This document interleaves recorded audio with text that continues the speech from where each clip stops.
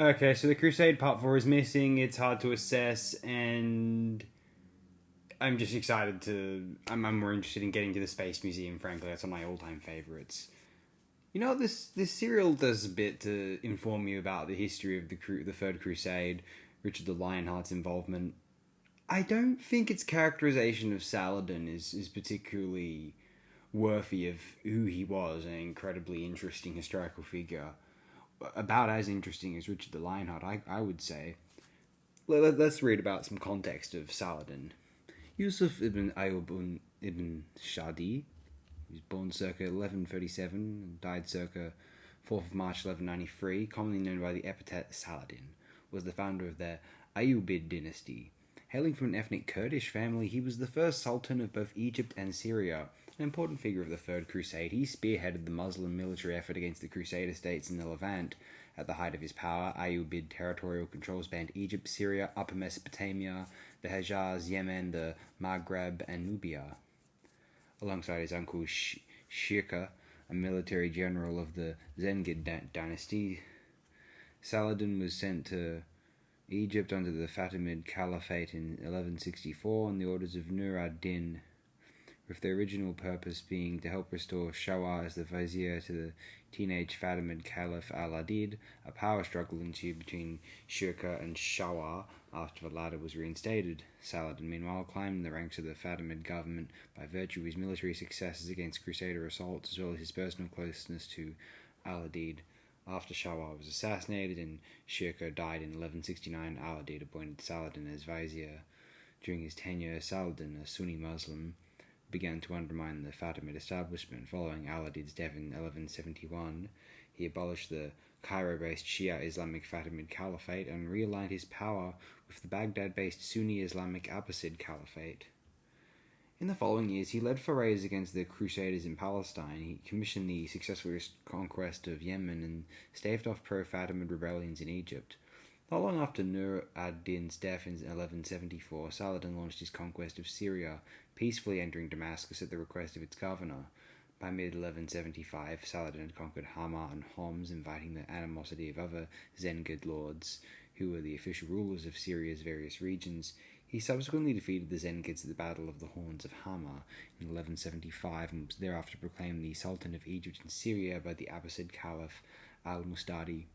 Saladin launched further conquests in northern Syria and Jazeera, escaping 2 attempts on his life by the order of assassins, before returning to Egypt in 1177 to address the local issues there. By 1182, Saladin had completed the conquest of Muslim Syria after capturing Aleppo, but ultimately failed to take over the Zengid stronghold of Mosul. Oh, the Order of Assassins? That's some of the coolest history you'll ever read.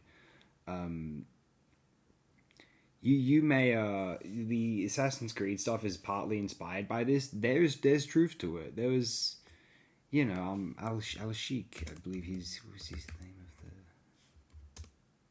he was the head of the assassins. Hassan I-Saba, yeah, legendary figure. So that's some gnarly history if you want to read that. Saladin's pretty cool too, but man, Hassan I-Saba. Under Saladin's command, the Ayyubid army defeated the Crusaders at the decisive Battle of Hattin in 1187, capturing Jerusalem and re-establishing Muslim military dominance in the Levant. Although the Crusaders' Kingdom of Jerusalem continued to exist until the 13th century, the defeat in 1187 marked a turning point in the Christian military effort against Muslim powers in the region. Saladin died in Damascus in 1193, having given away much of his personal wealth to his subjects. He is buried in a mausoleum adjacent to the Umayyad Mosque. Alongside his significance to Muslim culture, Saladin is revered prominently in Kurdish culture, Turkic culture, and Arab culture. He has frequently been described as the most famous Kurdish figure in history. Yes, Kurdistan now! Oh hey, now let's read about the reception to the Crusade. What have others thought of this? I mean, I quite like this serial overall, where I could assess it, although, what do others say? Following the broadcasting of the second episode in April 1965, John Holmstrom of the New Statesman wrote that the show was failing, citing the wooden charmlessness of the adventures. Following the serial's broadcast, Bill Edmond of Television Today directed praise at Glover's performance and Whitaker's writing, declaring the dialogue and the story one of the best we have had in this series. Conversely, Television Mail wrote that the appallingly flat dialogue of Doctor Who could hardly be heard above the creaking of the plot. noting that the show should only be viewed by people who have a profound contempt for children. Okay. Retrospective reviews were positive. In the Discontinuity Guide 1995, writers Paul Cornell, Martin Day, and Keith Topping praised the ambition, imagination, and maturity of the storyline, noting that it manages to avoid racism but not misogyny. Does it avoid racism? I mean, the brown faces, whatever you want to call that, abject racism, I'd lean toward certainly racially insensitive. I'll leave that up for others to decide, frankly. It's not really my place to decide that, as it were. In the television companion 1998, David J. Howe and Stephen James Walker called The Crusade a magnificent story, praising Hartnell's performance in the third episode as one of his best and most intense performances as the Doctor. Interesting.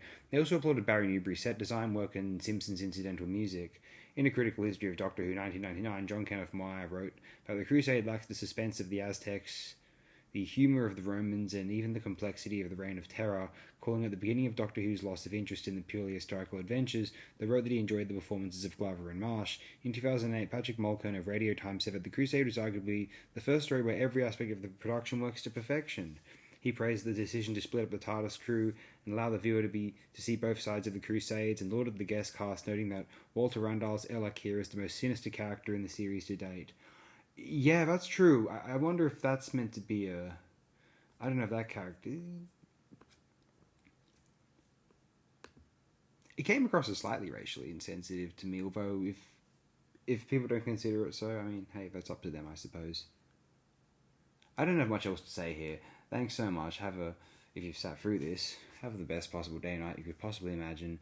Thanks again, my friends. Hey, tune in next time if you're interested in hearing about the absolutely legendary... Oh man, the Space Museum.